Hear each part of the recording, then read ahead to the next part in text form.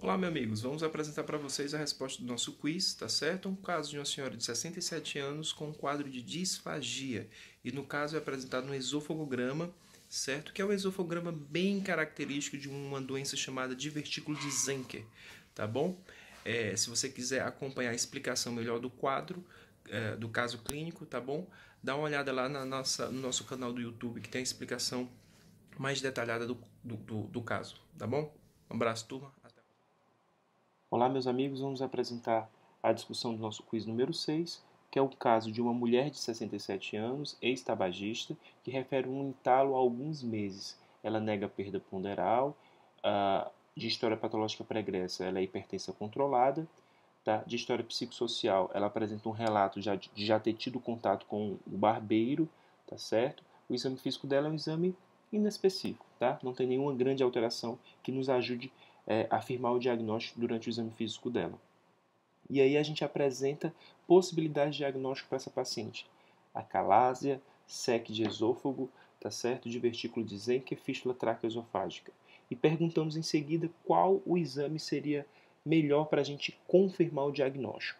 Uma endoscopia, uma tomografia computadorizada, uma manometria esofágica ou se de fato não há necessidade de outro exame, tá bom? Essa paciente chega para a gente no consultório com esse exame, com esse esofagograma. E aí vamos interpretar esse exame. Acompanha aqui a linha verde.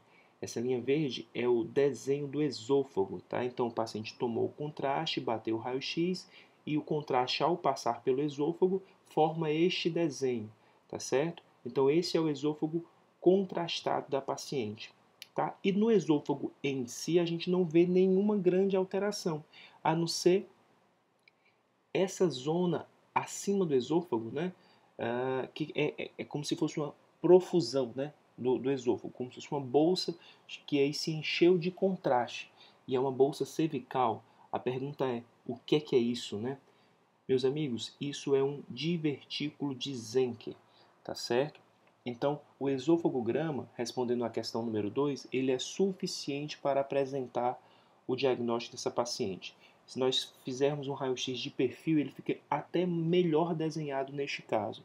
Eu não coloquei a imagem de perfil porque o diagnóstico ficaria extremamente fácil, certo? Por que não é um SEC de esôfago, por exemplo? Né? A imagem do SEC, né, na verdade a imagem de qualquer neoplasia esofagiana, ela se desenha como aquela imagem em maçã mordida. Né? Então, diferente dessa imagem. Por que não é uma acalásia? A disfagia da acalásia, a alteração no esofograma não é aí. Né? A disfagia da acalásia ela não é uma disfagia alta, é uma disfagia baixa. Então, a alteração no esofograma é lá embaixo, aquela imagem em bico de pássaro ou chama de vela, que não é a que se apresenta nesse esofograma. Por que nós não estamos diante, por exemplo, de uma fístula traqueoesofágica? Porque você consegue ver que não extravasa contraste para a árvore traqueobrônquica. Né? Então, e por outro lado, a clínica também não é disso. Né? A clínica de uma fístula seria pneumonias de repetição.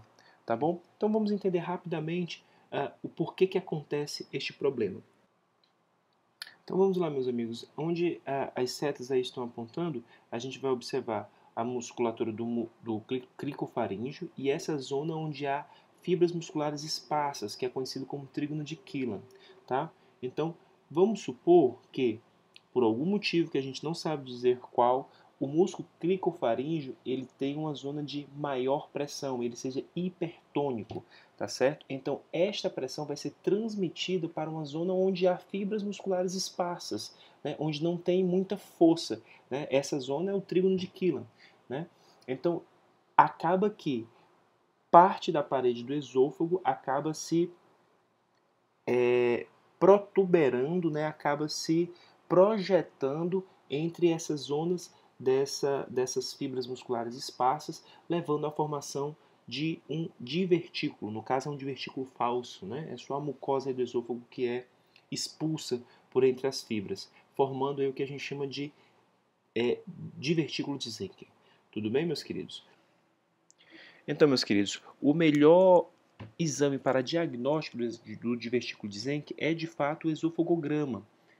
Então, não há necessidade, neste caso, de o emprego de nenhum outro exame complementar, tudo bem? O tratamento ele é cirúrgico, via de regra, certo? E tem que ser direcionado para o perfil do paciente. Mas o melhor tratamento é associar uma miomectomia com a retirada do divertículo, ou seja, uma diverticulectomia ou uma pexia desse divertículo. E o ponto de corte para a gente ver se a gente vai retirar o divertículo ou vai apenas fixá-lo é o tamanho do divertículo, tudo bem? Então, divertículos acima de 3 centímetros, a gente dá uma preferência para uma diverticulectomia. A gente puxa o divertículo, passa um grampeador ali e fecha e retira aquele divertículo, certo? Se é um divertículo menor, tá bom? Você pode até fazer só uma diverticulopexia, tá certo? A diverticulopexia também pode ser empregado em caso de pacientes com risco cirúrgico elevado, que não suportem grande tempo cirúrgico, então você só vai lá e fixa o divertículo na intenção de reduzir os sintomas.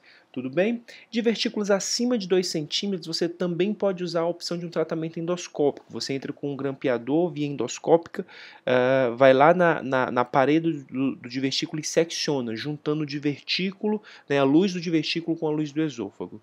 Tudo bem?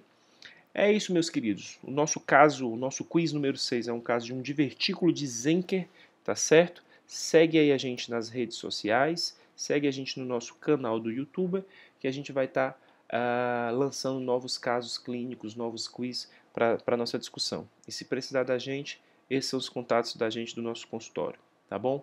Um abraço, até a próxima, meus queridos.